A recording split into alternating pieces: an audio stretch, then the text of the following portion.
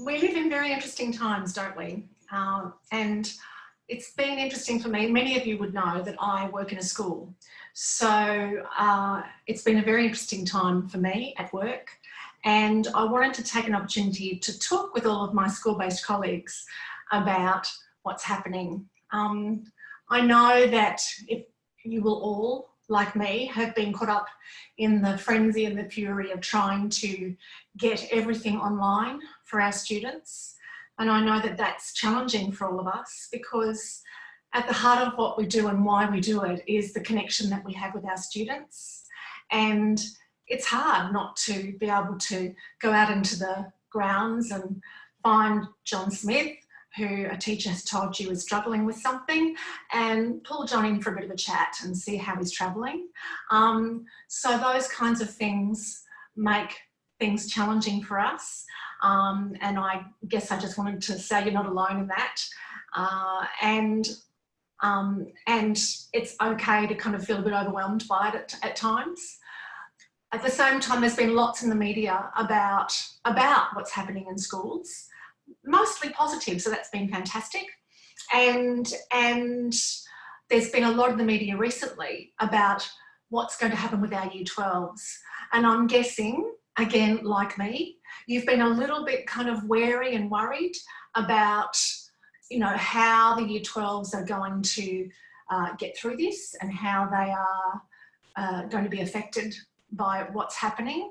I know that in the last week, where the students were still at school a couple of weeks ago, I had Year 12s, you know, coming up to me and saying, look, I've seen this Facebook post by the Queensland Authority, the Queensland Curriculum Assessment Authority, saying that they're changing the way that they're assessing for ATAR, and what's going to happen? So I'm sure that you've fielded similar anxieties and questions. And yeah, I guess I would encourage us all to reach out to each other, to keep talking about how we're managing that. But I wanted to tell you specifically about some stuff that I've been thinking about recently, since the announcements after the joint Education Ministers meeting earlier this week. It's now the day before Good Friday. So earlier this week, there was a meeting between the Education Ministers, and there was quite a bit of press attention around the plans for Year 12. And one of the key things that came out of that was that, I mean, there was certainly talk about ensuring equity for students and ensuring that students wouldn't be disadvantaged by whatever arrangements were put in place. But one of the key things that came out of that was an undertaking to investigate different ways to assess students for university entrance this year. And again, I think it's natural for us to go, oh, that's a bit scary because we're not even there with them, and how do we kind of support them? And it's different and it's scary. But I guess what happened for me was that I thought, you know what, this is an opportunity. So our universities largely, I mean, they say they use other tools, and look, they do for specific courses and specific instances, but for the vast majority of cases, our universities have always chosen students for courses based on a number, the ATAR, or until recently, the OP in Queensland, where I am. So, and that number was derived from curriculum results. So a student that didn't perform well in the curriculum didn't do as well in the university selection process.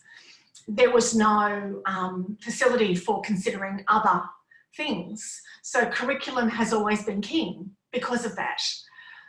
But from what Universities Australia is saying and what the ministers are saying, it may well be that what happens this year is that other things are taken into account, extracurricular activities, other results at school, other activities that students engage with. And it occurs to me that if that happens, career development is king.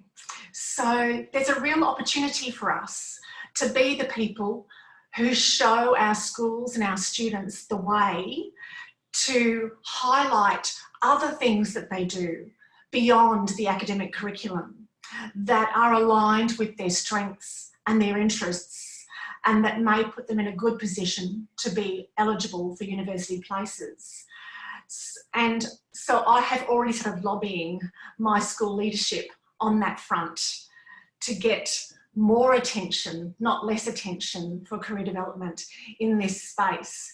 Those of you who have students that apply to study overseas will know that in other countries this is already the case. There are other, certainly in the US, co-curricular activities, leadership experience, engagement with community service activities are all taken into account in the university recruitment space. And it's always been my hope that eventually Australia would do the same. And maybe this year we have an opportunity to start, I guess, swaying the balance towards a more career development focus for university entrance. And sure, you know, CDAA and CECA can talk to the big groups and lobby from that perspective, but I would encourage you all, as I have done, to think about how you might talk with your schools about the role that you could play in assisting students to identify which activities they engage with that may be of interest to universities if they're looking beyond the ATAR during the selection process. So there is an opportunity for us, and I guess I wanted to encourage you all to grab that opportunity. It's an interesting time for all of us, and I hope that we can share our wins and our challenges around this over the coming months. So all the very, very best. Hang in there and keep pushing to make career development recognised for how important it is in the lives of our students. Thanks for all the work that you do. Cheers and happy Easter.